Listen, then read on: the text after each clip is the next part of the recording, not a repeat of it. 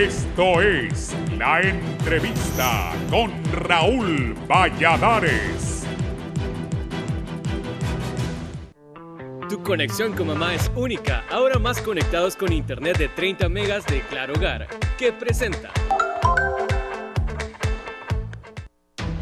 El nuevo coronavirus ha dado lugar al preocupante aumento de agresiones contra las víctimas, personal médico y de enfermería que combate el COVID-19 en el país.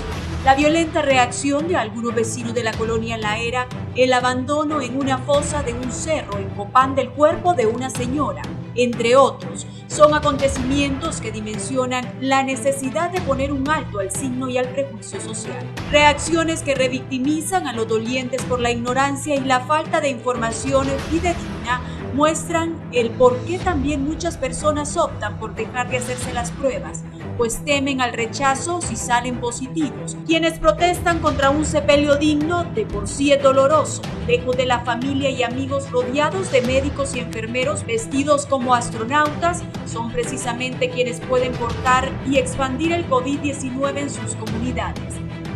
A pesar que casi toda la población reconoce la labor de los trabajadores de la salud que a diario batallan este mal, la discriminación sucede en este país como en muchos países donde por igual se desconoce el sufrimiento de los dolientes de quienes se contagiaron o perdieron a un ser querido a causa del virus. A medida que avanza la epidemia, barrios y colonias son escenarios frecuentes de los insultos, amenazas y discriminación que agrandan el dolor del trance entre la vida y la muerte que acompaña la partida sin despedida ni velatorio. El raciocinio, la lógica y el sentido común deberá de hacer entender que los cuidados y las recomendaciones de los especialistas en salud ayudan a superar el miedo a la pandemia sin tener que discriminar a los demás, expresan los estudiosos de la conducta humana.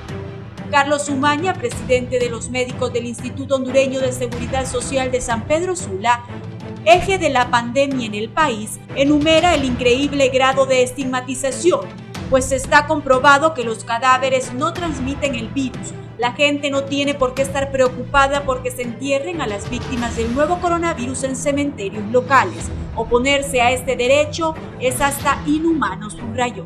Una persona que muere de COVID-19 en la unidad de cuidados intensivos va con todos los catéteres, sonda, tubos utilizados porque no se le quita nada, se embala y embolsa en una bolsa impermeable. Además, se desinfecta tras colocarla en un ataúd y se desinfecta el vehículo o la ambulancia donde es trasladado. Y esto se hace no porque el cuerpo vaya a producir un contagio, sino porque ha estado en un área donde hay casos confirmados de COVID, ilustró el galeno.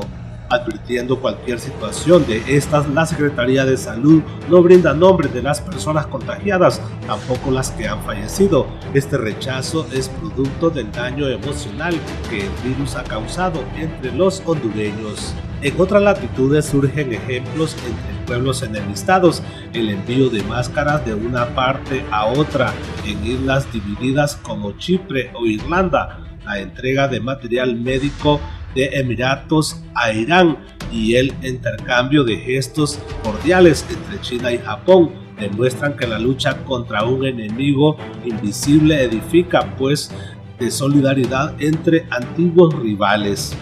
Se trata de un gesto inusual entre pueblos y sociedades reacias a cooperar con sus vecinos, una lección que en Honduras debe ser una tarea de todos para mostrar empatía hacia trabajadores de la salud y los afectados por el virus. Honduras urge comprender la enfermedad en sí y adoptar buenas prácticas que ayuden a salvar vidas mediante protocolos de bioseguridad y alejen estigmas al romper estereotipos de que las personas transmiten COVID-19 e infectan a otros o propagan el virus, pues atribuyen sentimientos de culpa. El uso de tonos positivos y el énfasis en efectivas medidas de tratamiento o prevención rompen barreras de una enfermedad que se puede superar. Son pasos sencillos en la ruta para protegernos a nosotros mismos y los seres queridos. Tu conexión con mamá es única, ahora más conectados con internet de 30 megas de Claro Hogar, que presentó.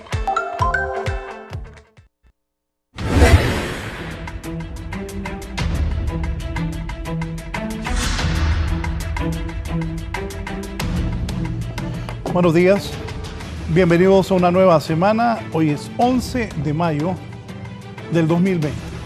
Como vieron en la introducción, alguna gente, a pesar del gran esfuerzo que están haciendo los médicos, las enfermeras, la gente de Copeco, los militares, la policía, los periodistas, hay alguna gente que tiene temor a las personas que están luchando de frente en la primera línea de batalla contra el COVID. Hoy vamos a hablar de eso. Tengo varios invitados. Estará conmigo el doctor Andrés Rodríguez Zorro.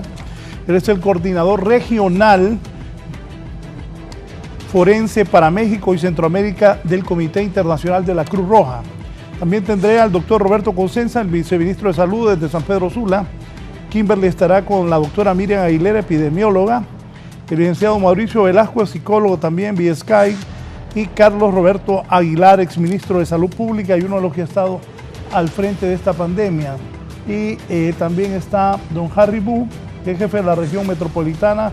Con él vamos a arrancar. Víctor Valladares, que nos dice don Harry Bu, para que la gente entienda también. La semana pasada en la ERA no dejaron enterrar a una persona. Un diputado amigo me mandó en el occidente a una señora que la fueron a tirar allá a un cerro y los hijos la fueron a sacar y la fueron a enterrar.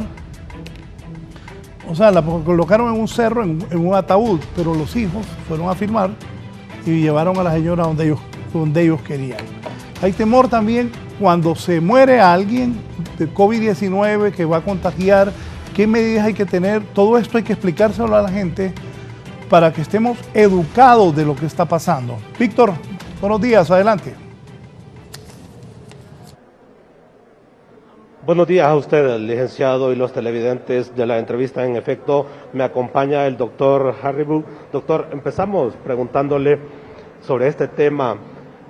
Aquí en Tegucigalpa se ha dado casos de personas que no permiten que se entierren personas fallecidas, que se ha comprobado que han dado positivo de COVID-19. ¿Qué se le puede recomendar a la ciudadanía para evitar este tipo de incidentes? Muy buenos días, sí, tiene toda la razón y lo hemos vivido porque nos toca coordinar el traslado desde que fallece del hospital hasta Campo Santo para que cumplan los lineamientos según el manejo de cadáver por la OPS. En primer lugar, es llamado al pueblo capitalino o al pueblo hondureño que desde que el paciente fallece con un diagnóstico de COVID-19 dentro del hospital, los lineamientos son completamente, ¿verdad?,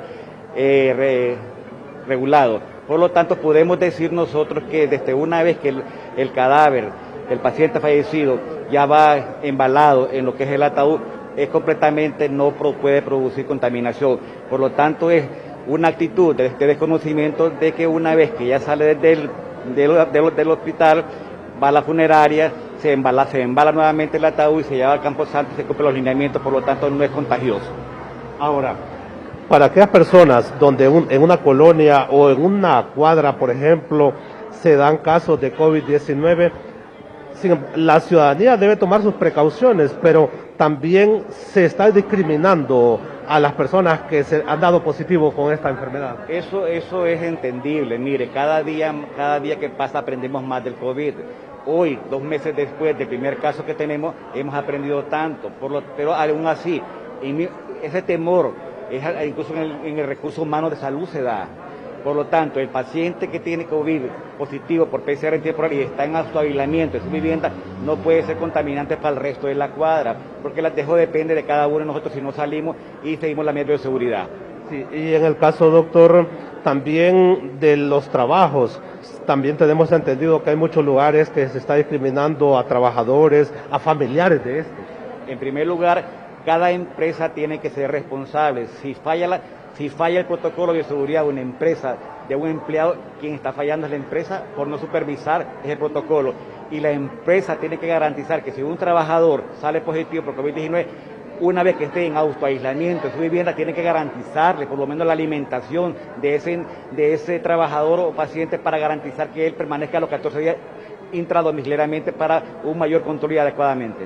Y hablando de esta situación que ustedes están enfrentando en estos momentos, doctor, se están realizando, me decía usted, ya pruebas de casa a casa, se está intensificando este trabajo también en estos momentos. No, eso no es cierto. De casa en casa no, porque no hay capacidad.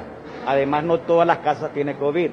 Nosotros lo que estamos haciendo es, en una reunión que tenemos con el ministro Lisandro Rosales, él nos comunicaba que nos iba a dar apoyo logístico y apoyo de insumos de equipos de protección personal y recursos humanos, tanto microbiólogos y médicos, para fortalecer los equipos de respuesta rápida que ya tenemos y tengamos una mayor amplitud. No podemos trabajar a lo loco, andar tomando muestras por toda la capital porque no es necesario. Sí, lo que tenemos que hacer es, una vez que sale un paciente positivo, lo identificamos. Y en base a ese paciente positivo, vamos a la vivienda de él, hacemos lo que es la entrevista de los contactos directos, se le toma todas las muestras y se consigue también las direcciones de todos los contactos indirectos hasta que llegamos al último. Además, hacemos un bloqueo de 400 metros alrededor en búsqueda de sospechosos. Por lo tanto, ahí es donde hemos estado trabajando desde que comenzó el caso cero. Lo que hemos hecho prácticamente es que nos han fortalecimiento con recursos humanos, microbiólogos y médicos para ampliar lo que es el trabajo de campo de los equipos de respuesta rápida. Con esta logística que se le está proveyendo, que se está ampliando, doctor, ustedes esperan entonces ampliar también la cantidad de pruebas que se estén realizando. Es que lógicamente, como le explico, lo importante es que vamos trabajando al día y no tengamos ningún retraso, porque muchas veces los equipos de respuesta rápida se atrasan un poquito porque las muestras salen muy tarde.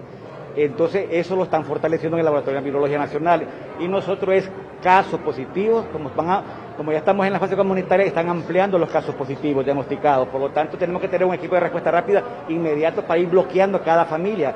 Es decir, tenemos capacidad con este apoyo de recursos de microbiólogos y médicos y logística de transporte, vamos a ampliar lógicamente más y vamos a tomar más muestras, eso no hay duda, pero no podemos andar de casa en caja por toda la capital porque no es cierto, no es necesario, pero sí lo hacemos en base a un análisis epidemiológico, dónde están los casos. Yo les puedo garantizar ahorita dónde están mapeados todos los casos positivos que salen por laboratorio, pero ahí pueden ver que hay muchos pacientes que son asintomáticos o estén contaminados, pero nos vamos a dar cuenta hasta que el paciente venga a consulta médica y así poder diagnosticar y orientarlos para que tome la muestra. ¿Cómo hacer para llegar a toda aquella ciudadanía donde hay casos sospechosos, doctor, y que mucha gente se opone al ingreso del personal? ¿Se están utilizando también estrategias para poder llegar a esa gente? Eso es nada más actitud, saberles explicar cuál es el propósito de salud y orientarles que no es ningún miedo. Desde el momento que usted no coopera como capitalino en respetar lo que es las medidas de seguridad y no andar en la calle lo necesario, por lo tanto ahí estamos fallando. Si encontramos una casa de un bloque o una manzana con un paciente positivo, lo que les pretendemos es que si miren el recurso humano de salud, que andan haciendo su trabajo y que nos den seguridad y que permitan que ese paciente, una vez que lo estemos abordado, que no sea estigmatizado. También, finalmente, doctor, hoy se está inaugurando acá un equipo ya moderno para ingresar para las personas que vienen a recibir atención médica a este centro, tomando en cuenta que podremos decir que es el más grande que hay aquí en Tegucigalpa de esta naturaleza. Es el más grande y es a nivel nacional, el centro de salud más grande de todo Honduras. Sí, el día de hoy tendremos un evento, 7:30 ahí, de una donación del doctor Mario Pineda, que es una cámara de sanitización, ¿verdad?, para todos los pacientes que ingresan aquí al Alonso Suazo. Muchas gracias. Doctor Harribu, pues ya lo ha escuchado usted, el licenciado, dándonos explicaciones sobre lo que pasa y el trato que se le debe dar a las personas cuando pues ellos tienen problemas o dan positivo del COVID-19, también a las personas que mueren y tienen caso positivo de COVID-19. Vamos a trasladarle nosotros, licenciado, tenemos entendido que tiene preguntas a ustedes del estudio. Gracias, Víctor. Para que la gente entienda, no es que van a ir a todos los barrios y colonias. Y ahí ese doctor contesta de mala gana, hay veces, pero contesta. No van a ir a los barrios y colonias a todos. Es correcto, donde hay más barrios y colonias que ya se han detectado los infectados, entendido, van a ir a hacer las pruebas para ver cuántos más hay infectados en esos barrios y colonias. En primer lugar, no tienen la cantidad de pruebas que necesitamos. Solo aquí hay más de 300 barrios y colonias. No, eso no existe. No me quite a Víctor, que quiero preguntarle algo. Eso fue lo que le dijo a Víctor, que van a ir ahí donde ya hay barrios y colonias que hay gente infectada. Así es, licenciado. Ellos tienen ya un mapeo completo de las colonias donde hay casos sospechosos y también los contactos, porque él nos explicaba que incluso hay que recordar que a Tegucigalpa viene a trabajar una gran cantidad de personas de municipios y aldeas cercanas a la ciudad. Entonces, para darle un ejemplo, Santa Ana, por ejemplo, se dio un brote de COVID-19 y entonces fueron allá también para tomar las muestras y fue así que detectaron estos casos. Pero hoy ya de parte del gobierno central se le está proveyendo de más personal, también se le está proveyendo de más pruebas. Hemos visto aquí elementos de la seguridad, de la Policía Nacional y Policía Militar que les está apoyando para ampliar esta toma de muestras en estos lugares que ya están identificados previamente para poder llegar con más prontitud y de hecho incrementar la cantidad de muestras que se están realizando cada día. En estos momentos, licenciado, el doctor está atendiendo otros medios de comunicación, pero si usted gusta, nosotros también le trasladamos nuevamente la pregunta. No, Víctor, suficiente con lo que usted entrevistó. Gracias. Voy a una pausa, pero estén pendientes. Al volver desde México tengo al doctor Andrés Rodríguez Zorro, que es el coordinador regional forense para México y Centroamérica del Comité Internacional de la Cruz Roja, el doctor Carlos Roberto Aguilar, exministro de Salud Pública y neumólogo, y también estará con nosotros desde el licenciado Mauricio Velasco, que es psicólogo desde San Pedro Sula, para hablar sobre todos estos temas. Este tema del entierro de la gente que muere por COVID, el desarrollo del COVID, recordemos, ya hay casi 2.000 casos en Honduras, 1.972 infectados, hay 108 muertos confirmados. Al final de esta semana van a incrementar los muertos, van a incrementar los casos y a medida que se hagan más pruebas van a incrementar los casos. El COVID-19 está matando gente en Honduras, tiene casi 2.000 infectados ya. Y acuérdense, el dengue también mata. Cuídense ahora que estén en casa, limpien sus casas para que el dengue tampoco los ataque, porque una combinación dengue-COVID es la muerte.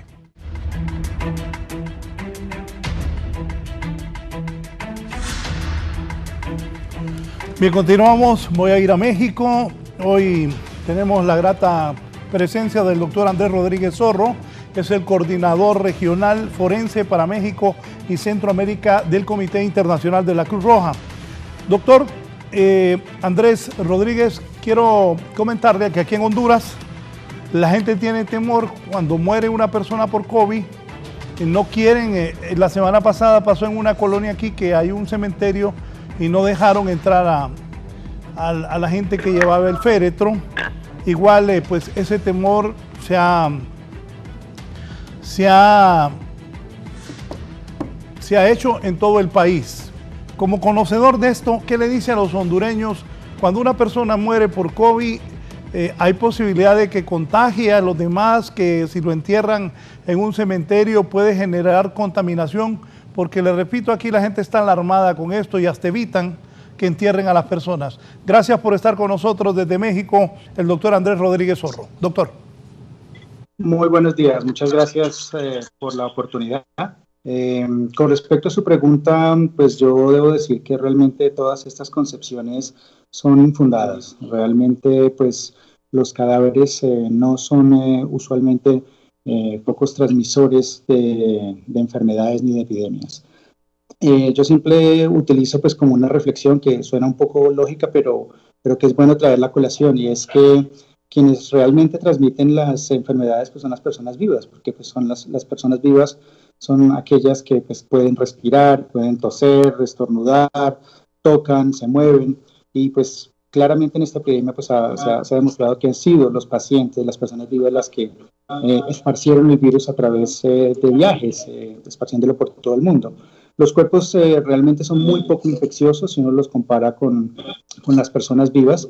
La probabilidad de que un virus respiratorio sobreviva en el cuerpo y sea capaz de infectar más allá de 48 horas es prácticamente nula. Y pues también reforzaría esto diciendo que pues a la luz de los conocimientos actuales, hasta el momento, a la fecha, no se ha logrado demostrar ningún caso de infección de alguna persona que haya manipulado cadáveres. Con todo esto, pues tenemos razones para argumentar que todos estos temores pues son realmente infundados. Los cadáveres, en este caso, no están transmitiendo el COVID. Nosotros, si garantizamos que el equipo, las personas que se involucren en los procedimientos de manejo de cadáveres usan el adecuado equipo de protección personal, son estrictos en el uso del equipo de protección personal, y si se siguen una serie de recomendaciones de utilizar la bolsa de cadáver, de desinfección externa de la bolsa, de colocación de la bolsa en el ataúd, realmente no tenemos riesgo alguno de transmisión de esta enfermedad. Sí, doctor, detálleme, por favor, para que los hondureños conozcan, ya que usted ha tenido a bien estar con nosotros esta mañana desde México, ¿cómo es esa bolsa? ¿Cómo debe tratarse el cuerpo? ¿Cómo colocarlo desde el momento que en el hospital dice ha muerto por COVID-19? ¿Qué se debe hacer?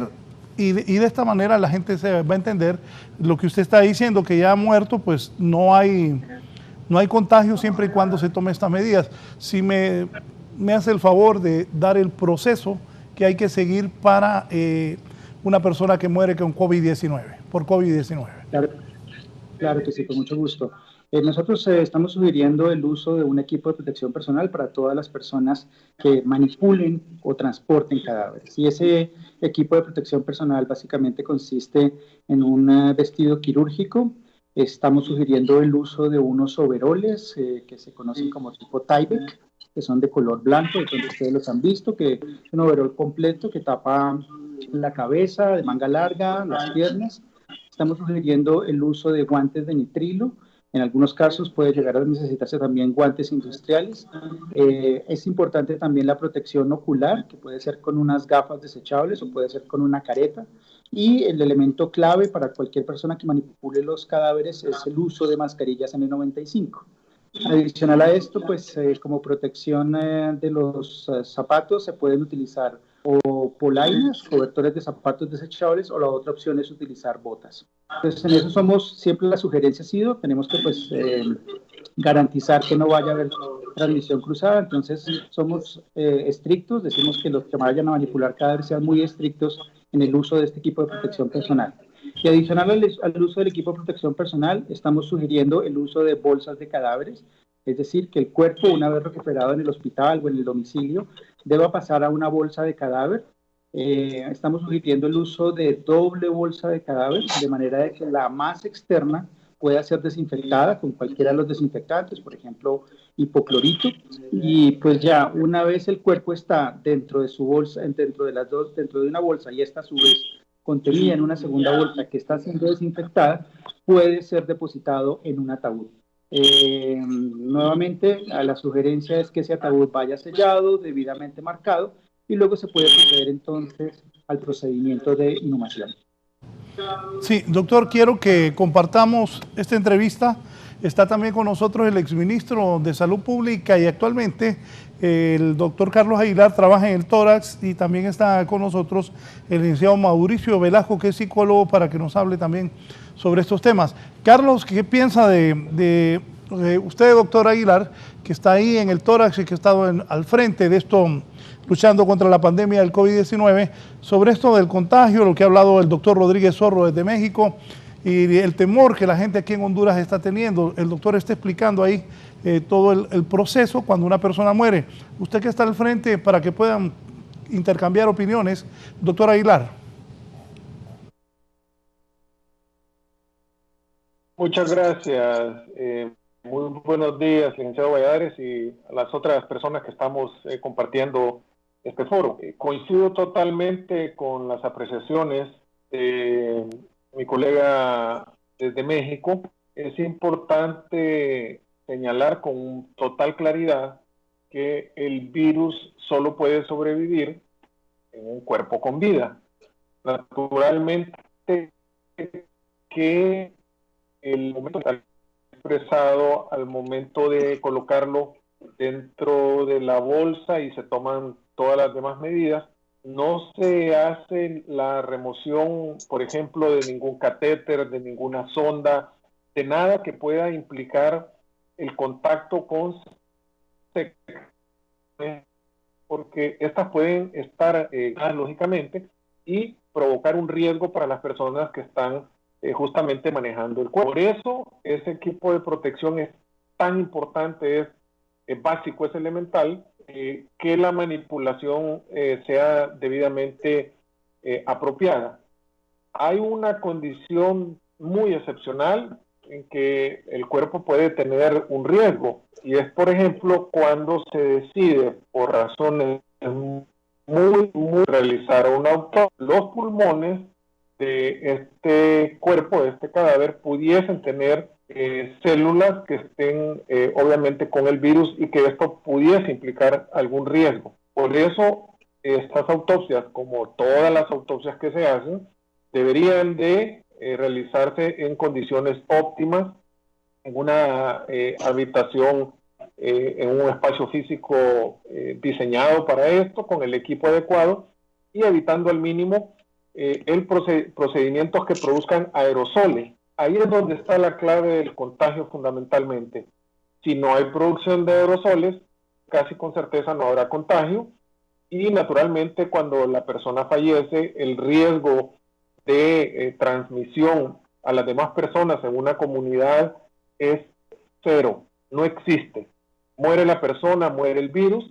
La persona, cuando es enterrada o por supuesto cremada, pues ahí desaparece pues todo el riesgo. Creo, licenciado Valladares, que esa actitud de muchos compatriotas de impedir que las personas se les pueda dar sepultura, creo que está basado en un tema de falta de información. Creo que hay un tema cultural ahí también de fondo, y necesitamos trabajar fuertemente con esto para darles la tranquilidad, darles la seguridad a estos compatriotas que tienen temores, naturalmente son infundados desde luego, pero que le están provocando un enorme daño a las personas, a la sociedad misma, que es incapaz de dar sepultura con el respeto, con toda la dignidad que merece todo ser humano, y por supuesto guardando las medidas de precaución. Yo miré, por ejemplo, el día viernes, saliendo del hospital del tórax, un féretro, un ataúd con 2 carros de la policía. Increíble.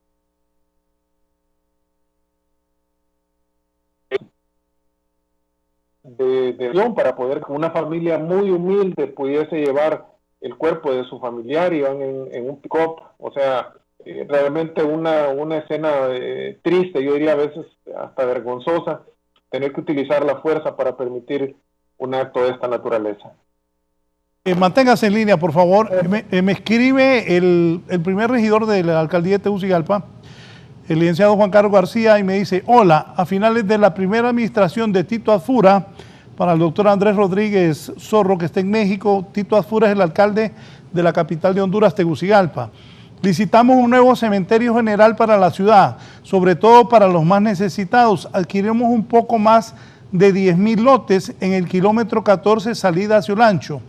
Y a mediados del mes de marzo del presente año, observando la situación del COVID, se ordenó preparar los 10 lotes con las medidas requeridas y que están a la orden de las autoridades sanitarias.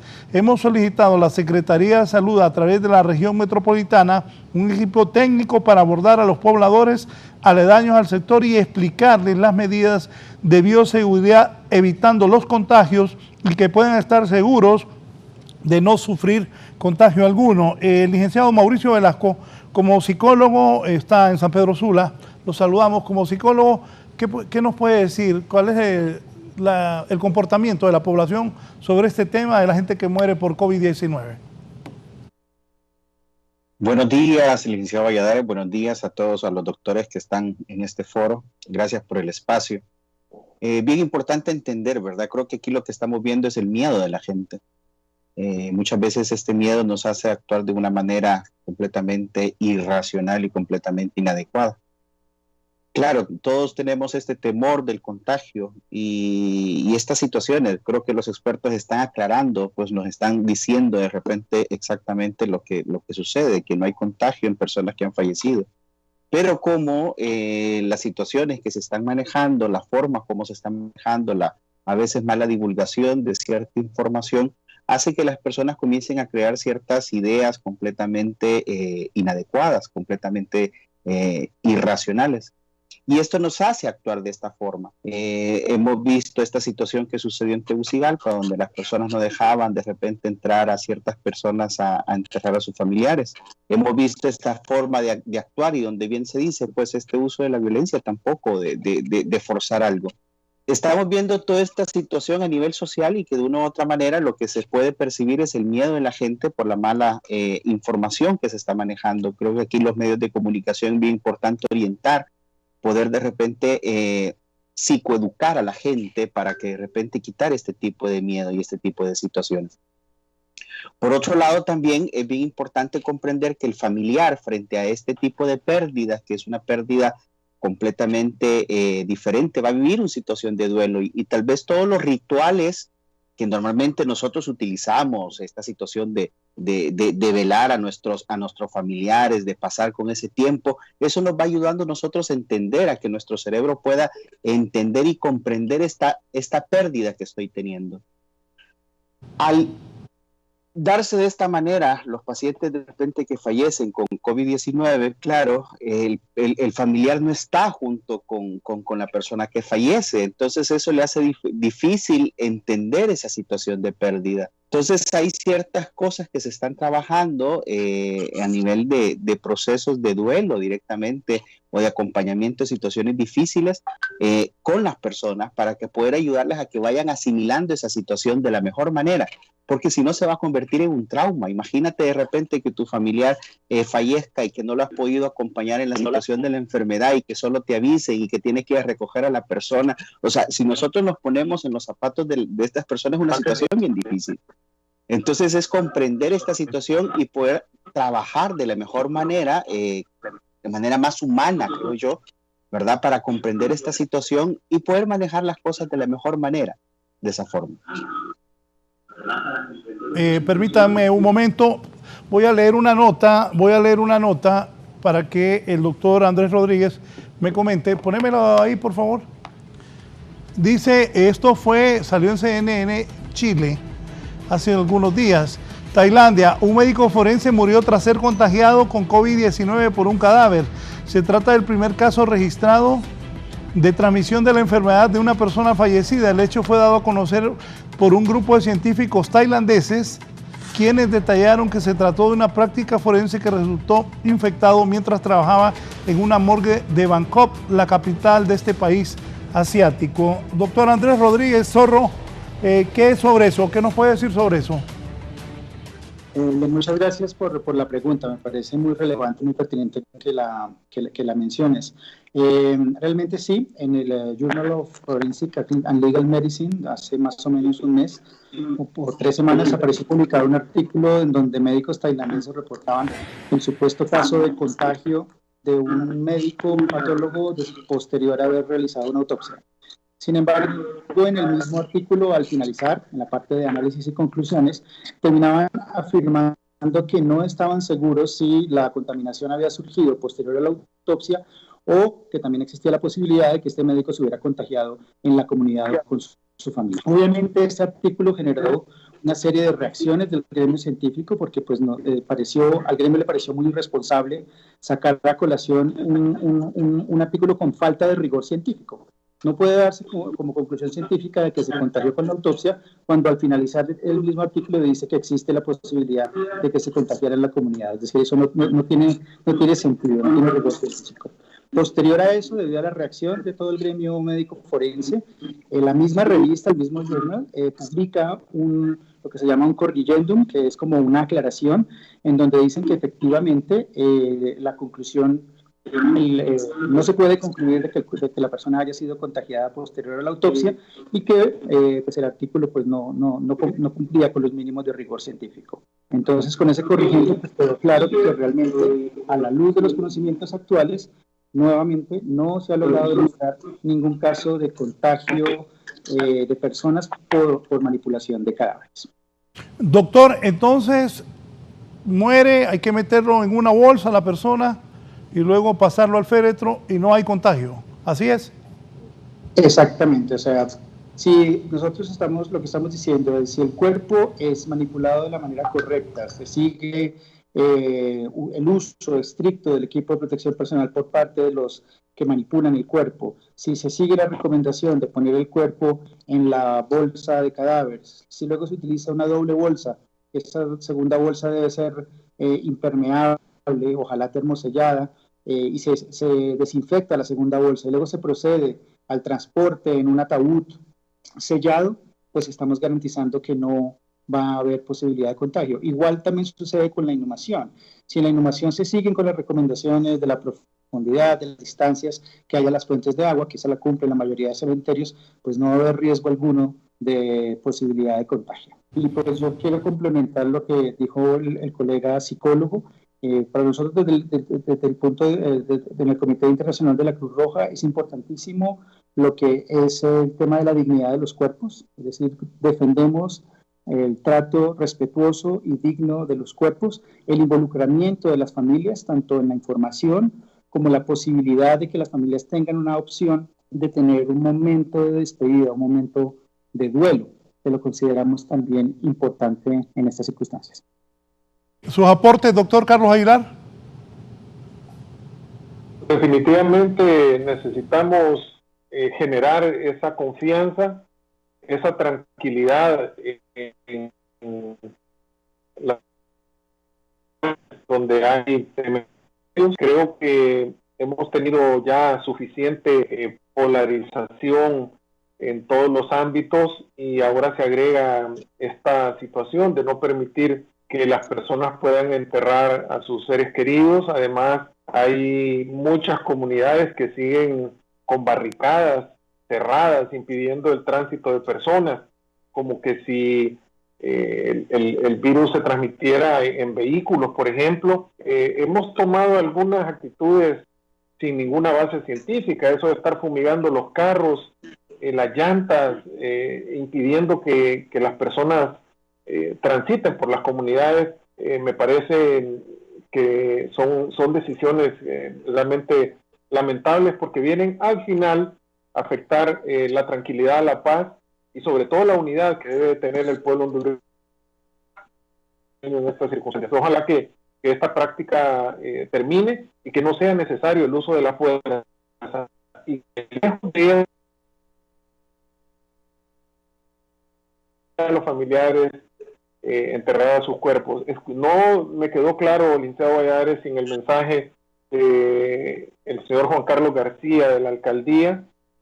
Daba a entender que iban a existir por supuesto, un cementerio público, pero como un área destinada para cuerpos o personas que hayan fallecido por COVID, porque esto me parecería también que habría que revisarlo, porque podría haber una estigmatización en el propio cementerio, donde habrá una zona entonces donde estarán las personas que se enterraron porque fallecieron por COVID. Eso valdría la pena aclararlo, porque tal como se ha dicho en este espacio, ningún cuerpo va a transmitir el COVID. No habría una razón entonces para tener un cementerio exclusivo para los compatriotas que hayan fallecido por causa del COVID. Sí, voy ahora con el licenciado Kelly, permítame. Licenciado, comentarios, y ya voy a repetir lo que dijo Juan Carlos García. Licenciado Mauricio Velázquez. Fíjense que yo creo que es bien importante entender, ahorita actualmente los profesionales de la psicología de acá, de Honduras, de la zona norte, nosotros estamos preparándonos incluso para poder brindar este tipo de apoyo, para ayudar a las personas a resolver estas situaciones de duelo. Porque recordemos, esto puede llegar a suceder, entonces es ayudar a las personas a asimilar esta situación a través de ciertas formas de poder conmemorar siempre a la persona que pudo haber fallecido. Tenemos que entender que las emociones tenemos que cuidar, así como cuidamos la salud física, también es bien importante cuidar la salud emocional. Es bien importante cuidar esta situación del estigma, que el estigma, imagínate a los familiares de repente que fallece, el estigma de la familia. Estamos viendo el estigma que se está llevando de repente a los profesionales de la salud que están en primera línea. Entonces es romper muchas veces este tipo de situaciones. Aquí es bien importante la educación, insisto mucho, la educación que los medios de comunicación pueden brindar, pueden hacer una gran diferencia para poder cambiar esta perspectiva que las personas tienen con respecto a la enfermedad. El podernos educar completamente, el tener cierta información, porque a veces recogemos información que puede ser como una fake news, ¿verdad? De repente, y que de una u otra manera comenzamos a compartirla. Es entender de repente estos espacios para poder aclarar muchas veces sobre la forma de infectarse, ¿verdad? La situación de infección, el nivel de mortalidad de la enfermedad, el tener los cuidados de bioseguridad, el apoyar. Si nosotros tenemos un familiar enfermo, de repente el apoyar, un vecino enfermo, el apoyar, el solidarizarnos, el humanizarnos. No podemos quitar de repente ese aspecto humano en este tipo de situación y en este tipo de emergencia, para poder superar las cosas de la mejor forma. Sí, al inicio, doctor Andrés Rodríguez Zorro, al inicio hablaban de la cremación de las personas que murieran por COVID-19. ¿Sobre eso qué nos dice? Pues mira, nosotros como Comité Internacional de la Cruz Roja, digamos, nuestra sugerencia, nuestra primera recomendación es preferiblemente la tumba, el enterramiento individual. Esa ha sido como nuestra recomendación. Y la recomendación está ligada mucho a lo que nosotros acabo yo de mencionar sobre el tema del respeto al entorno cultural y religioso de la comunidad, de las familias. Al igual también pues es una opción que nos garantiza trazabilidad de los cuerpos. Lo consideramos una opción relativamente fácil de cumplir, como acabo de mencionar, que respeta el background cultural y religioso de las familias, y es para nosotros va a ser siempre como la primera recomendación. La cremación, no estamos en contra de ella, tal vez la única observación que haríamos es que no se busque una justificación sanitaria para implementar, digámoslo ya, medidas radicales como lo que son las cremaciones masivas, es decir, sacar de pronto, ordenar que todos los cuerpos sean cremados. Nos parece que no hay una justificación sanitaria para eso. Pero sí puede ser una opción a considerar siempre y cuando se cumplan 3 premisas y que me parece importante recalcarlas. La primera premisa es que la familia esté de acuerdo, que la familia diga, bueno, yo sí estoy de acuerdo con la cremación, porque puede existir el caso de que una familia por su convicción religiosa o simplemente personal no desee que su familiar sea cremado. La segunda que debe cumplirse es que el cuerpo esté plenamente identificado, porque pues la cremación, como ustedes entienden, implica la desintegración de un cuerpo, reducir un cuerpo a cenizas. Entonces, pues el cuerpo debe estar plenamente identificado, no debe haber dudas de su identificación. Y la tercera condición es que no se trate de una muerte violenta o una muerte en investigación médico-legal. Esas muertes pues son los homicidios, los suicidios, las muertes accidentales y las muertes en custodia. Ese tipo de muertes, pues porque están inmersas en un proceso de investigación judicial, pueden llegar a requerir posteriormente algún reexamen forense. Entonces, en ese caso, habría contraindicación para la cremación. Pero si la familia está de acuerdo, el cuerpo está identificado y no es un caso médico legal, es una opción a considerar. Finales, doctor, por favor, doctor Andrés Rodríguez Zorro. ¿Sí? ¿Sus recomendaciones finales para los hondureños acá sobre estos temas? No, pues simplemente decirles que nuevamente transmitirles el mensaje de que los cuerpos no son fuentes potenciales de infección por el COVID, de que utilizando, cuando los equipos que manipulan estos cuerpos utilizan el equipo completo de protección personal y siguen las recomendaciones de manejo de cadáveres, el uso de las bolsas, el uso de la bolsa en el ataúd, los procedimientos que existen específicos para inhumación, la probabilidad de contagio es prácticamente nula. Segundo, recalcar que ustedes tienen un instituto forense altamente competente con el cual hemos estado trabajando, hemos estado reforzando algunos mensajes, coordinando algunas capacitaciones. Ellos son un instituto muy, muy competente, científicos, son muy profesionales y ellos son los que pueden liderar todo esto de entrenamiento a otros primeros respondientes, cualquier autoridad que esté involucrada en el manejo de cadáveres. Ellos pueden transmitir estas recomendaciones, siéntanse seguros con su instituto de Medicina Forense, con la Dirección General de Medicina Forense que trabaja en Honduras. Y por último, quiero recalcar que pues, en el Comité Internacional de la Cruz Roja estamos pues, también a su disposición para lo que consideren necesario. Nosotros estamos aquí pues, para acompañarlos y para defender también el involucramiento de las familias en este proceso doloroso de las muertes. Muchas gracias. Gracias a usted, al doctor Andrés Rodríguez Zorro, coordinador regional forense para México y Centroamérica del Comité Internacional de la Cruz Roja. Muchas gracias, doctor. Ha sido un gusto que haya estado con nosotros esta mañana en la entrevista de Canal 11 y Radio Visión Honduras. Licenciado Mauricio Velasco, ¿qué le dice al hondureño que lo está viendo y lo está escuchando? Porque también esto ha afectado psicológicamente. Creo que todos tenemos temor, todos estamos preocupados, todos no queremos que nos dé COVID. Si alguien estornuda, uno se preocupa, o si uno mismo estornuda, se preocupa. ¿Cómo se debe manejar esto, doctor? Primero que nada, pues es llamar siempre a la calma. Creo que es el momento de poder pensar de manera muy objetiva frente a esta situación. Si nosotros seguimos las indicaciones que los profesionales nos han dicho sobre el distanciamiento físico que debe de haber, fíjense que no es un distanciamiento social, porque yo puedo estar en contacto socialmente, ahorita estamos en contacto social de repente y estamos a la distancia, debe haber un distanciamiento físico. Si nosotros de repente resguardamos, seguimos las indicaciones de repente que nuestro sistema nos está brindando, vamos a reducir la probabilidad de riesgo. Claro, si nosotros actuamos de manera irresponsable, si de repente cuando salimos a hacer nuestras diligencias estamos siempre en contacto y descuidamos esa parte, entonces la probabilidad de contagio va a ser mayor. 2, quitar de repente el estigma, especialmente con aquellos profesionales que están trabajando en primera línea. Estas personas de repente están dando la mía extra que se necesita frente a esta situación. Están de repente distanciados de sus familias, están trabajando, están apoyándonos directamente. Y ellos también guardan ese aspecto de bioseguridad. Ellos están manejando esta situación, cuidar también el aspecto emocional de estas personas, porque el nivel de estrés que ellos están viviendo es súper grande. Y de una u otra manera ahí tenemos que apoyarles. Y no puede ser que estén viviendo toda esta situación de tensión y estrés en los hospitales, en los centros, y lleguen de repente a sus colonias, a sus familias, y que también estén con esta situación de tensión. Entonces tenemos que ser conscientes en eso. Y por supuesto tenemos que recordar en humanizar. O sea, aquí estamos hablando con que estamos viendo esta realidad humana que tenemos que tener. Tenemos que cuidar nuestras emociones y por supuesto, si nosotros cuidamos nuestros pensamientos, nuestra mente, estamos cuidando también nuestra manera de actuar frente a los demás. Gracias al licenciado Mauricio Velasco, psicólogo, hablándonos sobre esto.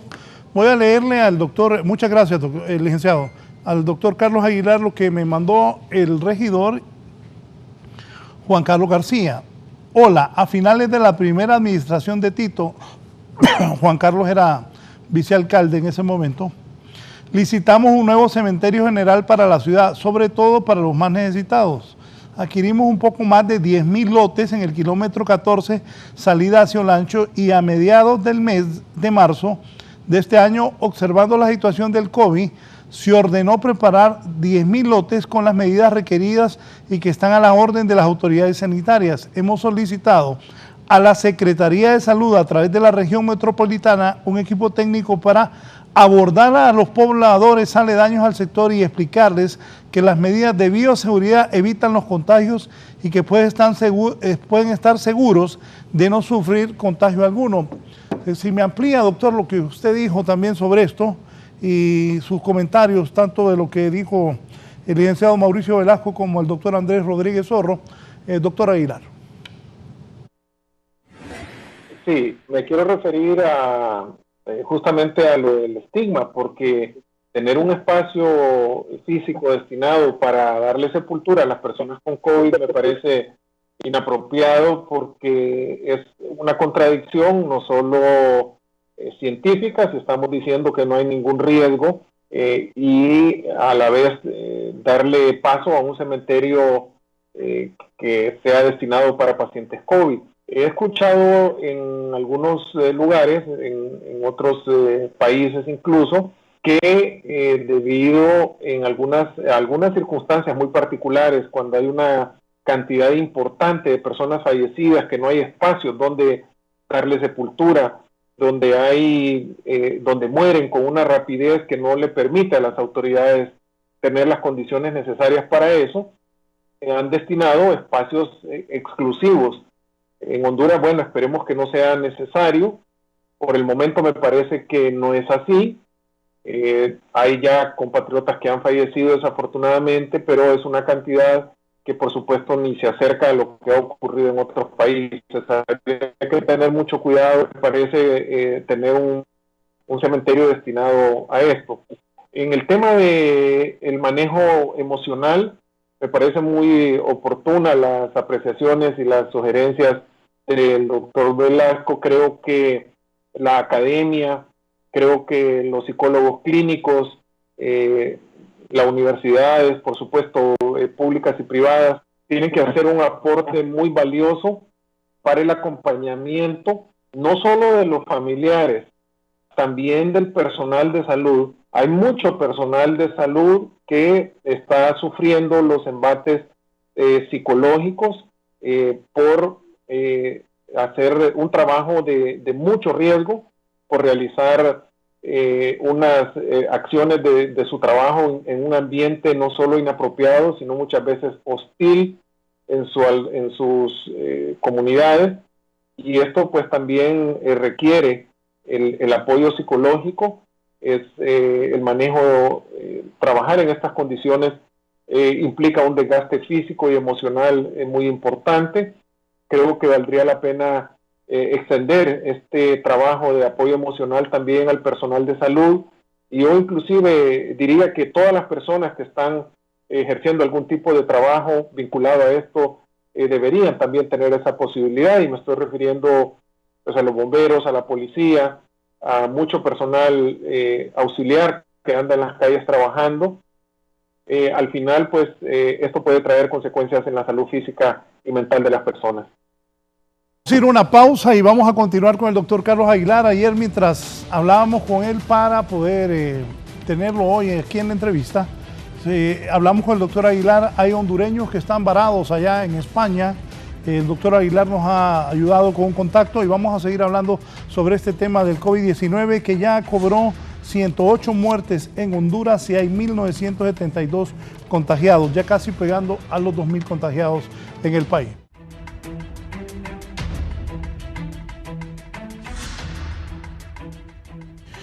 Bien, continuamos en la entrevista. Hay muchos hondureños varados en Europa, especialmente en España. El doctor Carlos Aguilar, si me comentábamos ayer y hace un momento también. Doctor, ¿qué información ha tenido sobre esto? Bueno, es importante recordar que la colonia en España es sumamente elevada, es una de las más importantes, y pudimos ver en algunos medios el fallecimiento de compatriotas ahí en España, y también la presencia de muchas personas que quedaron atrapadas, bueno, en todo el mundo, en Estados Unidos, pero en Europa, particularmente en España, y algunas personas a través de medios digitales comunicar y han hecho un llamado de auxilio a las autoridades, tanto a nuestra representación diplomática en España como acá en Honduras. Y bueno, tenemos algunas personas conocidas allá que nos han expresado que hay personas allá, compatriotas hondureños, en una situación realmente calamitosa, con prácticamente ya ningún recurso para poder sobrevivir, y creemos que este podría ser un buen espacio para que pudiésemos los hondureños desde acá ver cómo podemos ayudar a nuestros hermanos hondureños allá en España. Sí, precisamente está con nosotros el arquitecto Pablo Pérez desde España para que nos hable de la situación de nuestros compatriotas, junto aquí con el doctor Carlos Aguilar, de nuestros compatriotas que están varados en España y en Europa y que tienen grandes problemas. Algunos ya no tienen dinero ni para comer, pero arquitecto Pablo Pérez, el arquitecto desde San Pedro Sula, y está allá en España. Arquitecto, ¿qué le puede decir a la población y a las autoridades de la Cancillería? También vamos a transmitirles este diálogo que vamos a tener con usted y el doctor Aguilar para ver qué se puede hacer por los hondureños que están en España. Arquitecto Pablo Pérez, buenos días aquí en Tegucigalpa, ya son las 8, aquí unas 8, 9, 10, 11, las 4 de la tarde allá en España. Adelante, arquitecto. Sí, muy buenos días allá en Honduras. Muchas gracias, don Raúl Valladares, por este espacio que nos está dando. Mucho gusto, el doctor Carlos Aguilar. Pues sí, ¿aló?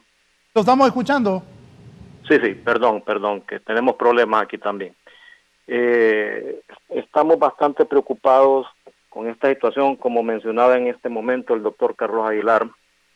La comunidad hondureña aquí en España es muy grande, todos sabemos pues de que se han venido desde hace muchos años a trabajar aquí, están residiendo, pero la mayoría de ellos se encontraban en una situación irregular en tanto a su estatus migratorio, por lo que a raíz de la pandemia ellos, la mayoría, perdieron sus empleos y no han podido recibir de parte del gobierno el apoyo que estaban dando para la clase trabajadora aquí en España. Esta gente tiene más de 2 meses de estar sin recibir un sueldo, teniendo que pagar obligatoriamente sus gastos de alimentación y renta, y como decía el doctor Aguilar, la situación es catastrófica ya para ellos. Tenemos testimonios muy duros, ¿verdad?, que tocan la sensibilidad humana, y creemos pues de que es nuestro deber, y deber también sobre todo de las autoridades, de las representaciones diplomáticas, que tomen ya parte activa en nuestra situación. Sí, ¿de cuántos hondureños estamos hablando, arquitecto? Fíjese que nosotros organizamos un grupo aquí hace ya cerca de 3 semanas, y solo en España tenemos más de 250 personas en el grupo. Tenemos agregados también cerca de 30 personas que están en Francia. Parte de ellos son unos marinos. Tuvimos comunicación con el cónsul en París y él nos dio la información, y estamos también tratando de involucrarlos a ellos en este grupo para que, si acaso se nos da la petición que hemos estado solicitando tanto al consulado en Madrid como al embajador y también a la Cancillería, para que se nos gestione un vuelo humanitario. No estamos solicitando un vuelo charter. El vuelo charter es inalcanzable en costo para la mayoría de los que estamos aquí, y lo que sí requerimos es un apoyo fuerte, que el gobierno central se involucre de una vez por todas, que asuma, ¿verdad?, su responsabilidad, porque créame, yo me he cansado ya de enviar notas muy diplomáticas también al cónsul, al embajador, y nos extraña mucho que ellos ni siquiera nos han pedido la lista o integrarse al grupo que nosotros hemos conformado aquí. ¿Cómo se llama el embajador en España? Es Norman García. Pues, Norman García. No, andan mal. Sí, de verdad. Bueno, mire, licenciado. Un llamado al canciller para que le diga a Norman García que al menos le conteste, pero Norman García es un poco creído, y como no les ha contestado. Mire, me empezó a contestar al principio, hace 2 semanas que ya no me contesta un mensaje, y créame que para nosotros uno se siente impotente, indignado, porque su responsabilidad es que ellos se involucren en la situación humanitaria de estas personas. No es posible para nosotros que ni siquiera quieran ellos investigar. Ellos están, así de sentido yo en los correos, yo tengo documentado todo esto, donde les he solicitado el apoyo y ellos ni siquiera me contestan leyendo mis correos, me mandan respuestas automáticas que tienen en el consulado. Entonces eso lo indigna a uno, le crea realmente una sensación de que estamos totalmente desprotegidos por parte de nuestras autoridades.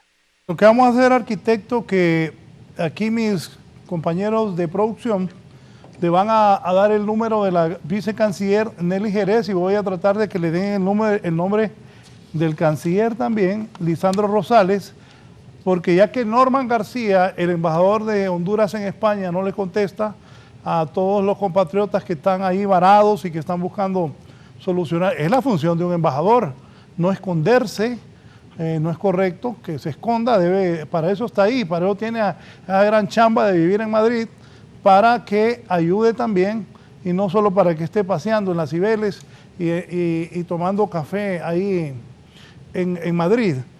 Vamos a hacer eso, le vamos a contactar para que le demos los números del canciller y el vicecanciller para ver qué respuesta tienen. ¿Algo más, arquitecto Pablo Pérez? Mire, preferiría que no me enviara el de la vicecanciller Nelly Jerez, porque de todos los que le hablé, ella ni siquiera tomó el costo de decirme buenos días. Le estuve enviando mensajes, le presenté nuestra situación y ni siquiera tuvo la gentileza de contestarnos. Entonces, bueno, con el licenciado Lisandro Rosales no he tenido ningún acercamiento. Créame que ya no esperamos nada en este momento, pues. Es una apatía total, indiferencia que queremos ver. Bueno, se lo digo así. Quisiera comunicarme con el presidente Bukele, tal vez ellos nos ayudan. Bueno, pues gracias, arquitecto, pero vamos a conseguir el número del señor canciller de la República, por favor, don Lisandro Rosales, ya que ni el embajador Norman García en España, ni doña Nelly Jerez, me extraña Nelly, voy a preguntarle a Nelly qué pasa, y pues para que se les pueda ayudar a los hondureños que a través del arquitecto Pablo Pérez están organizando para ver cómo pueden volver a nuestro país. Y ellos tienen razón, todo el mundo quiere volver a su patria. Bien, doctor Aguilar, las pruebas que van a hacer en barrios y colonias, ¿qué piensa? Porque también le da temor a la gente si les van a ir a hacer las pruebas. Otra cosa, ahí aclaró Buch, otro que vive contestando de mala gana. Ese doctor Buch, es que es la verdad, pues aquí hay que decirles la verdad, que no se va a ir a todos los barrios y colonias. Para empezar, no hay tantas pruebas, pero creo yo, supongo yo, que van a ir a barrios y colonias donde ya hay infectados. ¿Qué decirle a esa gente, doctor, a los vecinos de esos sectores? Porque la gente también tiene temor y no abre las puertas. Mientras tanto, la gente que va a ir a hacer las pruebas va con medidas de bioseguridad, pero también la gente va a enfrentar ahí temas de personas que posiblemente, lo más seguro, mejor dicho, muchos están contagiados. Doctor Carlos Aguilar. Le manda saludos, por cierto, el rector Marlon Brevé. Adelante, por favor. Muchas gracias. Saludo al rector Marlon Brevé, que lo he visto muy activo también en redes sociales y lo felicito también por esa participación en este tema, que bueno, la educación justamente es parte de las bases para poder tener éxito en esta campaña, y justamente la visita del personal de salud tiene que ver con el nivel de educación que nuestra población debe de tener para aceptar ser abordados por estos equipos que van a llegar a los barrios y colonias. Yo coincido con usted, van a haber muchos casos positivos, indudablemente, pero es muy importante transmitir de parte de las autoridades esa confianza necesaria, que creo yo es lo que está faltando. Hay una desconfianza enorme desde las personas que ofrecen en cuanto a la manera en que lo presentan, los datos que ofrecen y la poca credibilidad que desafortunadamente se tiene en términos generales de la campaña, hace que entonces la gente guarde muchas dudas, que guarde desconfianza, además. Ojalá que el pueblo hondureño pueda acceder a estas pruebas, porque esto nos va a permitir tener un conocimiento muy apropiado del número de casos. Yo sugeriría también respetuosamente que un grupo al que se le tienen que hacer estas pruebas de manera inmediata es al personal de salud. Hay reportes en muchísimos países que hasta el 20, hasta el 30% del personal que trabaja en los hospitales está contagiado y está asintomático. Esto significa que en los hospitales puede haber un foco de contagio y que nosotros, el personal de salud, también podemos convertirnos más bien en un vehículo de contagio. Yo diría que debe de considerarse esta estrategia para que se le permita entonces a las personas que trabajan en el sector salud inicialmente acceder a estas pruebas y saber en qué condiciones estamos o no, y desde luego tomar las medidas respectivas. Doctor, ¿qué piensa de cómo va la pandemia? Hay ya casi 2.000 infectados, 1.972, 108 muertos ya registrados por las autoridades de salud pública. ¿Hacia dónde vamos? Hoy es lunes. Hoy se abre el sector construcción. Ya se están abriendo algunos restaurantes. Ya la maquila ha presionado fuerte y también quieren abrir las maquilas. Doctor, ¿hacia dónde vamos? Hoy es 11 de mayo, lunes.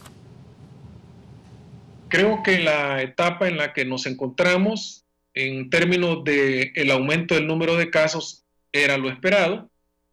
La transmisibilidad del virus desde hace semanas existe en todo el país. Es cuestión de tiempo para que todos los municipios, para que todo el país tenga casos. A mí me parece que el esfuerzo debe ir enfocado a el manejo que estamos dando en los hospitales para evitar que más compatriotas pierdan la vida. Esto significa mejorar las condiciones en que el personal de salud está atendiendo a los pacientes, significa las condiciones de infraestructura de los hospitales, de una huelga por parte de los residentes, que son los médicos que están estudiando la especialidad a nivel nacional, quejándose una vez más de la falta de insumos. Si estos jóvenes colegas llegan a realizar un paro de labores, va a ser una catástrofe absoluta en el sistema de salud. Aprovecho para hacer un llamado a la ministra de Salud y a todo su equipo a que preste la mayor atención, que reciba a la delegación de estos colegas para que se busque una salida y se les dé todas las condiciones necesarias para que esta fuerza de trabajo tan importante no se vaya a un paro de labores. Por otro lado, creo que el país está también en un momento donde el confinamiento va a terminar de estrangular la economía nacional si no permitimos de manera progresiva y de manera muy responsable poder acceder a los trabajos esenciales, sobre todo a esos compatriotas que necesitan trabajar para llevar alimentos a su casa y que no tienen un salario permanente. Por ejemplo, el sector de la construcción. Creo que el confinamiento ha llegado ya a un momento donde probablemente los resultados ya no van a depender de estar más tiempo confinados, sino de la capacidad que tengamos como sociedad de buscar cumplir las medidas de bioseguridad que, aunque parecen sencillas y realmente lo son cruciales para mantener la posibilidad de que no tengamos más casos, o por lo menos que el número de casos, su incremento sea más lento, y lo más importante, que estas personas no lleguen en condiciones críticas a los hospitales. Me parece que un confinamiento más allá de las 8 o 10 semanas probablemente no va a tener ya el impacto. El impacto que iba a tener ya se tuvo. Por supuesto, el Valle de Sula creo que tiene una evaluación diferente al resto del país, pero pienso que al igual que casi todos los países del área centroamericana y del mundo entero, la desescalada de las medidas de confinamiento tiene que empezarse a hacer de manera progresiva y desde luego con todas las medidas garantizadas para que no vaya a haber una transmisibilidad de casos que no lo podamos controlar. Para darle seguimiento a eso que está diciendo el doctor Aguilar, ya voy a leer un comunicado del posgrado de Medicina Interna que me envía un amigo aquí. Kimberly, sobre esto, el personal de la región de salud número 8 protesta exigiendo equipo de bioseguridad. Kimberly. También. No sabía. Muy buenos días, licenciado Raúl. De inmediato le consultamos a la doctora Miriam Aguilera, que ella también es parte del personal que labora en esta región de salud. Ustedes, doctora, están demandando equipo de bioseguridad porque andan la mascarilla desde el primer día que se decretó toque de queda. ¿Andan la misma mascarilla? Sí, buenos días, licenciado. Un placer saludarle. Pues en esta ocasión estoy con mis compañeros, pero yo soy empleada en la región departamental de Francisco Morazán, soy la microbióloga departamental. La región de Francisco Morazán atiende 27 municipios, donde ya tenemos 40 positivos en 9 municipios de esta región. Todos los días tenemos que salir de manera urgente a la toma de las muestras, pero no contamos con equipos de protección para toma de las muestras y por esa razón el personal de esta región pues está reclamando a la jefa regional que pueda hacer gestiones. Ella no ha hecho las gestiones suficientes para poder dotarnos de este equipo de protección. Aparte de eso, el personal de sede, donde hay más de 80 personas, se le dio la recomendación de que hicieran turnos los departamentos que no son urgentes. Por supuesto, el departamento de microbiología y el departamento de epidemiología estamos las 24 horas del día, los 7 días de la semana. Pero hay departamentos que no es necesario que estén viniendo los 7 días de la semana todos los empleados. Eso pone en peligro a los empleados, entonces hay que hacerles roles de turno de acuerdo a la complejidad de cada departamento. Como le expliqué, lo que es el departamento de microbiología y epidemiología estamos 24/7 trabajando. En estos momentos necesitamos salir a hacer nuestro trabajo porque ayer nos reportaron 16 casos positivos. Necesitamos hacer nuestras brigadas para salir, pero el personal tiene toda la razón de estar exigiendo que se les dote de mascarillas, de batas. Atendemos 103 establecimientos de salud, son 103 centros de salud que no cuentan con el equipo de protección personal. Los empleados han tenido que comprar sus propias mascarillas N95 porque solo les dotaron de mascarillas de tela. No tienen batas desechables, no tienen gorros, no tienen botas, no hay gafas. Usted sabe que el personal de salud está directamente en la primera línea, entonces por esa razón el personal hoy ha tomado esta decisión de tomarse las instalaciones. ¿Han tenido ustedes un caso positivo? Nosotros, bueno, tuvimos aquí que nos visitó un caso positivo, estuvo yendo ahí a las oficinas y las oficinas son muy pequeñas, no pueden tener tantas personas porque a veces los escritorios no tienen ni medio metro de separación entre una persona y otra. Por esa razón pedimos que se respete la cuarentena y que se hagan roles de turno. Bueno, ya en la región, como le expliqué, tenemos 40 positivos en 9 municipios. ¿Y específicamente en qué sectores es urgente el equipo de bioseguridad, doctora?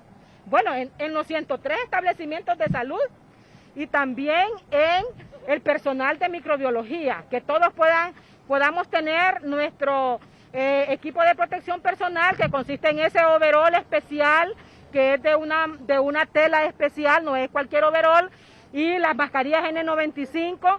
Todo esto ha sido por gestión propia, ¿verdad? Que hemos estado consiguiendo con otras amistades, con otros departamentos, con otras dependencias del país que amablemente nos han apoyado. Pero la verdad no podemos continuar así. ¿Qué le demandan a la ministra de Salud? Sí, a la señora ministra de Salud, con todo respeto, le estamos demandando que intervenga la región de Francisco Morazán, que nombre una comisión que venga a esta región para que vea las condiciones en que estamos trabajando, donde le vamos a exponer todo lo que está pasando en esta región de salud y que se pongan personas al frente de la región departamental con mucha capacidad técnica, ¿verdad? Y con voluntad, con gestión, que puedan gestionar todos estos insumos para poder proteger a nuestro personal que está allá en los municipios, que no están protegidos, que ellos mismos están buscando cómo protegerse. ¿Cómo están abastecidos o bueno, cómo están haciendo en sectores, por ejemplo, como Santana, donde hay un número alto de casos positivos? Sí, mire, si tenemos Santa Ana, tenemos muchos problemas, Jojojona, tenemos ya Sabana Grande, tenemos la Venta del Sur, Villa de San Francisco, Valle de Ángeles, Lepaterique, Tatumbla, tenemos ya varios lugares. Estas personas lo que están haciendo el personal de salud es que ellos compran sus mascarillas, es que ellos compran sus batas, eso no puede estar pasando, ¿verdad? Necesitamos entonces ellos están yendo casa a casa a buscar los pacientes, están haciendo las brigadas, ellos nos acompañan cuando vamos a tomar las muestras, el personal de salud tiene que desplazarse. Nosotros a veces tenemos, como andamos con estos overoles, nosotros mismos, los de que tomamos muestras, también tenemos que andar buscando los febriles.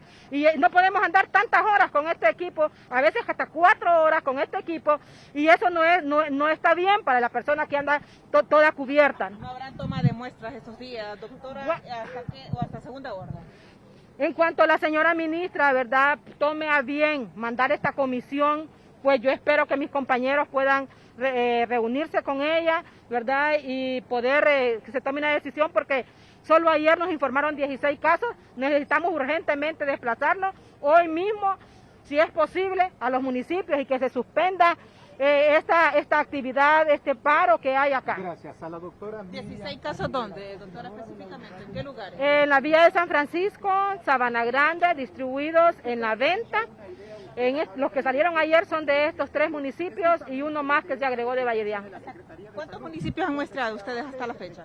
Hemos tomado muestras en 12 de los 27 municipios, se han presentado casos sospechosos, de los cuales en 9 de ellos hemos encontrado positividad. Es preocupante lo que está pasando. Yo nuevamente hago un llamado a la población. Dependerá de ellos si hacen desbordar al sistema de salud. Dependerá mucho de nuestros hábitos de higiene, de lavarse las manos, de usar la mascarilla, porque pronto estaremos desbordándonos. Recuerdan, en unas entrevistas anteriores dijimos, el porcentaje de positividad de las muestras nos está hablando. Primero empezamos 20%, 21%, 30%, hemos llegado hasta 37% de positividad. O sea, si un día nosotros, como les decía antes, hacemos 1000 muestras, posiblemente vamos a tener más de 300 positivos en una corrida diaria de 1000 muestras. Así está la situación. Estos pacientes que hemos diagnosticado son asintomáticos. Es lo más preocupante, porque son personas que nunca llegaron al centro de salud, que los captamos porque era un contacto de un caso que se dio aquí en Tegucigalpa y corrimos, porque trabajaban en Tegucigalpa, fuimos a buscar a su familia y encontramos positividad. Y desafortunadamente no solamente fue en una casa de esa familia, sino tal vez hasta en 2 casas. ¿Qué significa? Que las personas no han respetado la cuarentena, que han estado visitando a sus familias, se han estado relacionando con las otras casas. Si es cuarentena, es que las personas de esta casa no van a visitar a sus familiares de otra casa, pero sí se está dando esto y hemos encontrado una elevada positividad, especialmente aquí en el municipio vecino de Santa Ana y este corredor del sur. Brevemente, doctora, se habla que en 2 semanas podríamos llegar al nivel 5, donde se desborde el sistema de salud por casos de COVID-19. Sí, puede ser, puede pasar eso, porque sí, el número de casos que había la semana pasada asintomáticos, pues difundieron la enfermedad, ¿verdad? Y por esa razón esperamos que va a haber un elevadísimo número de casos, pero si la población atiende las medidas de bioseguridad, nosotros podemos reducir. Y por favor, población, no sume usted al número de positivos, no sea parte de esa cifra, y porque podría ser parte también de la cifra de fallecidos. No queremos más personas fallecidas ni por COVID, ni por dengue, ni por ninguna otra enfermedad. Así que alertamos a la población a que nos cuidemos. Muchísimas gracias a la doctora Miriam Aguilera. Así está la situación, licenciado Raúl. Ellos están demandando el equipo de bioseguridad. Recordemos que son este personal de salud el que sale a tomar las muestras de las personas que posiblemente sean positivos por COVID-19. Gracias, Kimberly. Hay más protestas, me dice Gisela Calix. Adelante, Gisela. Así es, muy buenos días, licenciado y televidentes de 11 Noticias. Nos encontramos con el médico Diego Sánchez, él es representante de los doctores jóvenes que laboran en el Hospital Escuela, y de inmediato nos explica cuál es la propuesta que tienen ustedes ante las autoridades sanitarias. Muy buenos días. Buenas, sí, es una propuesta tanto de los médicos jóvenes como los médicos residentes de Honduras, en la cual le pedimos a las autoridades equipo de bioseguridad. Actualmente solo se está dando equipo de protección nivel 1, que es una mascarilla, un gorrito y una bata. Eso no es correcto. Debemos de andar con un traje de astronauta, como se anda en otros países. Eso es un nivel de protección 3. Mascarilla N95, gafas, una careta y el traje de astronauta. Aparte de eso, los médicos residentes ya están cansados. Una sobrecarga laboral, 24 horas de turno, y después tienen que ir a la sala a poner notas de más de 50 pacientes que tienen que ir a evaluar al día, ¿verdad? Eso ya solo les produce cansancio, hace que sus defensas bajen porque están agotados. No han terminado de reponerse de un día cuando ya les toca laborar el siguiente día. Nosotros estamos sugiriendo también o proponiendo que se contrate más personal de salud, no solo médicos, sino que enfermeras, técnicos de enfermería, auxiliares de enfermería, técnicos de radiología, microbiólogos, etc. Aparte de eso, estamos solicitando a las autoridades tener centros individuales de aislamiento, porque no se está respetando el aislamiento. Hay personas que cuando les damos seguimiento andan haciendo mandados porque es su día de salir, y no es correcto. Proponemos tal vez las casas confiscadas por la OAVI o los hoteles, los hoteles, porque por lo menos ahí nos vamos a asegurar de que tengan los 3 tiempos de comida y un lugar digno para dormir. Podemos tener varios pacientes aislados de manera individual y tener personal de salud asignado para poderle dar algún manejo oportuno y en caso de necesitar trasladarse a un hospital. Se deben de realizar pruebas casa por casa, ya se están haciendo, pero se necesitan más, así como en otros países, porque es la única manera de que podamos estar seguros de que si se puede contener o no se puede contener. Con las pocas pruebas que se están haciendo tenemos actualmente un 35% de contagios, de infectados. ¿Qué quiere decir eso? Que el 35% de la población probablemente ya está infectada. Si realizáramos más pruebas probablemente vamos a tener un número más alto de personas infectadas. Entonces solicitamos a las autoridades de que empezamos a realizar pruebas rápidas masivas. Esas tardan 15 minutos en darle un resultado. Es un pinchazo como una glucometría y pone una gotita de sangre y en 15 minutos le dice si está positivo o negativo. Bien, muchas gracias. Escuchan al doctor Diego Sánchez. Él es representante de los médicos jóvenes que están solicitando a las autoridades sanitarias se les provea de los utensilios necesarios de bioseguridad para realizar su trabajo. La misma propuesta la tienen los médicos residentes, quienes han dicho que si no se les da una respuesta en las próximas horas, ya han dado un ultimato de 48 horas para irse a paro de labores. Por supuesto, en próximas emisiones de 11 Noticias le ampliaremos estas y otras informaciones generadas en la capital de la República. De momento yo vuelvo con ustedes al set principal. Bien, pues pasamos esto para que las autoridades de salud encabezadas por la ministra se den cuenta de lo que está pasando. Voy a leer este comunicado y luego voy con el doctor Carlos Aguilar, que fue ministro de Salud, que me diga sus conclusiones, sus opiniones sobre estas protestas. Y yo recuerdo que cuando hace un par de semanas hablé con el doctor Carlos Aguilar, que puso uno de los trajes que dijo el muchacho, que parece de astronauta, pero Carlos me dijo a mí que se lo ponen una vez y que después se lo quitan y ya queda desechable, pero ya está en línea el doctor. Ya vamos a leer. Antes este comunicado del posgrado de Medicina Interna, la Junta Interventora del Hospital Escuela Universitario, está Giovanni Erazo Trimarchi, está, que es el coordinador, Arnoldo Zelaya, el doctor Francisco Godoy, la doctora Brenda Quiroz. El posgrado de Medicina Interna, tutelado por la Universidad Nacional Autónoma de Honduras y en el contexto de la situación actual en relación a la pandemia del COVID-19, manifestamos los siguientes puntos. Primero, estamos en total disposición de poner al servicio de la población hondureña nuestros conocimientos médicos y brindar atención a la población, sin excepción, ante la actual crisis mundial y por ende nacional debido a la pandemia por COVID-19. Dos, lamentamos profundamente la expansión de la pandemia y el exponencial número de casos en los últimos días, así como el fallecimiento de varios compatriotas por el COVID-19. 3. Es del conocimiento general que se ha recibido y manejado pacientes positivos por COVID-19, sin las medidas de aislamiento adecuado para estos pacientes y ante ello la exposición a médicos residentes, personal de enfermería y demás personal que labora en el hospital escuela, ya no es universitario, en el hospital escuela. 4. Solicitamos se realicen de forma sistemática pruebas PCR para COVID-19 a todo paciente sintomático respiratorio que se ingrese y prueba rápida para los pacientes sin síntomas respiratorios que ingresan por otra patología a la emergencia y salas de hospitalización del hospital escuela. 5. Se debe brindar material de protección adecuado tanto para la emergencia como salas de hospitalización, incluyendo N95, botas, gorras, batas, lentes. Bueno, todo el mundo está pidiendo esto, pues todos los que están trabajando, médicos y enfermeras. Y 6, reiteramos que se debe realizar la contratación de personal para el traslado, toma de muestras, auxiliar de enfermería y personal de intendencia para el manejo de los pacientes. Esto lo escriben, baja por favor, quiero leer los nombres de los doctores. Subilo pues, eso. Ahí está, Junta Interventora del Hospital Escuela Universitario, Giovanni Erazo Trimarchi, Arnoldo Zelaya, Francisco Godoy y Brenda Quiroz. Doctor, comentarios sobre esta petición. Hay unas tomas que usted ya la vio.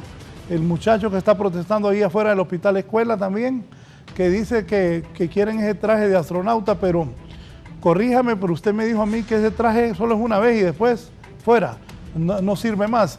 Y también las protestas que están haciendo. ¿Qué piensa de esto, doctor? Que usted también está en la primera línea porque está en el tórax y ha visto así pacientes con COVID. Yo recuerdo que un día llamé al doctor Aguilar, que está aquí conmigo, y le dije que se cuidara porque Carlos pasa todos los días en eso, y Carlos inclusive fue a hacerse la prueba. Doctor. Sí, efectivamente, me parece que la demanda de tanto de la región sanitaria con la compañera microbióloga como la de los médicos hay que atenderla de manera urgente, porque el personal de salud es, me parece a mí, uno de los elementos más importantes, si acaso no el más importante en el manejo de la epidemia. Ojalá que el viceministro que está a cargo de los hospitales, de la red de hospitales, esté enterado ya de esta situación e intervenga, por supuesto la ministra también, porque no se debe permitir que se vaya a tambalear todo el equipo médico que está trabajando en la lucha contra esta epidemia, porque son justamente los médicos, los microbiólogos, las enfermeras quienes están enfrente de esto, y sería realmente una catástrofe si esto llega a ocurrir. Ojalá que se atiendan las demandas, que son simplemente dotarlos de insumos y quizás algunas medidas administrativas que se pueden implementar de manera inmediata. Uno se pregunta qué ha pasado con esos cientos de millones de lempiras anunciados que el gobierno ha destinado, y escucha a colegas, a enfermeras, a personal auxiliar quejarse porque no tienen un cubreboca. Yo creo que aun y cuando la demanda de material no solo en Honduras sino en todo el mundo ha sido elevada, me parece a mí que por lo menos el equipo básico se debe de tener. Estos equipos que, bueno, un poco exagerado el colega diciendo como de astronauta, pero es muy descriptiva la frase. Efectivamente, muchos de ellos son desechables, se usan una sola vez, la mayoría, y en esa donación que hubo en el Hospital del Tórax hace creo que más de un mes, se nos donaron apenas 30 trajes, que esos se usaron en días apenas, eso no dura casi nada. Entonces, el flujo de insumos tiene que ser constante, tiene que ser permanente y se debe garantizar. Recordemos que el Hospital Escuela es el hospital más grande del país, y aunque no es un hospital COVID, ellos reciben una enorme cantidad de pacientes todos los días. Muchos de estos pacientes, aunque lleguen por otro tipo de enfermedades, es muy probable que tengan COVID. Luego ellos los reciben y ellos los destinan a los hospitales pertinentes, incluyendo al Hospital del Tórax. De tal manera que la dotación de insumos tiene que ser algo elemental. Creo que se puede lograr si hay una adecuada coordinación, y creo que este es el momento donde el liderazgo de las autoridades de la Secretaría de Salud, del mismo canciller Rosales, que entiendo está ahora no solo en su función de las relaciones internacionales, sino también en términos generales gerenciando toda la campaña, deben intervenir de manera inmediata para que este conato de paro de labores sea inmediatamente atendido y no se corra el riesgo de que estos colegas abandonen sus labores, porque sería, reitero, una catástrofe. Doctor, finalmente, 108 muertos, 1972 contagiados. ¿Qué nos espera, doctor? ¿De aquí para allá? Nos espera un incremento en el número de casos, nos espera probablemente una mayor diseminación en todo el país, y lo que nos espera, por supuesto, es algo que debemos de entender y prepararnos para ello. ¿Qué significa prepararnos? Mantenernos alertas y no confiarnos, aun y cuando ya se empezaron a liberar algunos trabajos y ya la gente está yendo con más frecuencia. Estar atentos a no descuidar lo más mínimo, mantener siempre el cubrebocas y por supuesto las medidas que se han repetido hasta la saciedad, el lavado de manos y el uso de gel, son las herramientas que le van a permitir al pueblo hondureño transitar por esta epidemia, porque en tanto no tengamos ni la vacuna ni los medicamentos precisos para atender la epidemia o para atacar este virus, las posibilidades de contagio van a estar permanentemente. Nos hace falta todavía muchos meses de estar con alto riesgo de adquirir este virus, pero estoy convencido que si mantenemos las medidas, si somos disciplinados, podemos salir adelante, y desear que esa tasa de letalidad, ese número de compatriotas que han fallecido y otros más que pueden llegar a perder la vida, ojalá se disminuya, se mantenga a los niveles mínimos y podamos salir adelante de esta epidemia que tantos problemas le está causando al pueblo hondureño. Muchas gracias al doctor Carlos Aguilar, exministro de Salud, con nosotros esta mañana. Voy ahora al norte del país. Herlin Díaz está con el viceministro Roberto Cosenza, que ha sido designado para aquella región, aunque un día oí a Umaña que decía, a Carlos Umaña, el doctor, que hubieran nombrado un médico de San Pedro Sula, pero está Cosenza allá en San Pedro Sula. Adelante, Herlin. Muchísimas gracias, licenciado Raúl. Buenos días a usted y a todos nuestros invitados. A esta hora de la mañana me acompaña el viceministro de Salud, Roberto Cosenza, para que nos hable en relación a esta estigmatización que están sufriendo personal de salud. ¿Cuántas denuncias les han llegado a ustedes? Buenos días. Sí, buenos días. Hemos nosotros estado trabajando en este tema, diciéndole a la población que solo juntos vamos a poder salir adelante de esta pandemia. El personal de salud como primera línea está preparado con toda la voluntad de poder atender a todos los pacientes que día a día están llegando. De igual forma, la población debemos de colaborar rápidamente para que todos apoyemos el personal de salud. Nosotros en este momento estamos habilitando lo que es un hotel aquí en San Pedro Sula para que estas personas puedan estar, que han sido discriminadas en sus barrios y sus colonias. Algunos tienen que huir de sus propias casas, doctor. Sí, por eso es el llamado a la población. No podemos estar nosotros ni señalando a los pacientes con COVID-19, ni tampoco al mismo personal que es el que está de primera línea luchando para que todos tengamos una salud, los hondureños. ¿Algunos han desistido ya a renunciar? Bueno, el personal está fortalecido, está con la mayor voluntad de darle una respuesta a la población. Por lo tanto, apoyemos al personal de salud. Ese es el mensaje que ustedes le piden comprensión y que más bien los apoyen en sus comunidades. Así es, trabajemos juntos para poder salir adelante ante esta pandemia. Hoy se estarán reuniendo acá para tratar cuánto espacio ocupará el gimnasio municipal. Sí, en este momento estamos aquí para poder trabajar con el alcalde Calidonio, en el cual se estaría habilitando ya a partir de mañana o el día miércoles lo que es el gimnasio municipal. Esto tendríamos una mayor respuesta en las camas. ¿Cuántas camas hay aquí en el gimnasio municipal? Sí, este gimnasio municipal tendrá una capacidad de 69 camas. 69 camas. ¿Ya hay pacientes o todavía no hay? Sí, aquí vendrán los pacientes referidos que son tanto del Hospital Leonardo Martínez como también del Hospital Mario Catarino Rivas. ¿Qué ha pasado con el Hospital de Villanueva, doctor? Bueno, ese hospital estaría habilitándose esta semana, hace falta que se hagan las instalaciones del agua. ¿Están trabajando ustedes para complementar ya todos estos establecimientos? Bueno, se está trabajando fuertemente, si usted ha visto estamos aumentando más la capacidad tanto de camas, una mayor respuesta a la población, en el cual el día de hoy seguiremos trabajando fuertemente. Muchísimas gracias y le agradecemos el espacio brindado al viceministro de Salud, Roberto Cosenza. En este momento pues va a reunirse con el presidente de la República para tratar los avances en cuanto a salud aquí en el departamento de Cortés, desde que pues se le han asignado la coordinación aquí en el epicentro de esta pandemia del coronavirus en nuestro país al doctor Cosenza.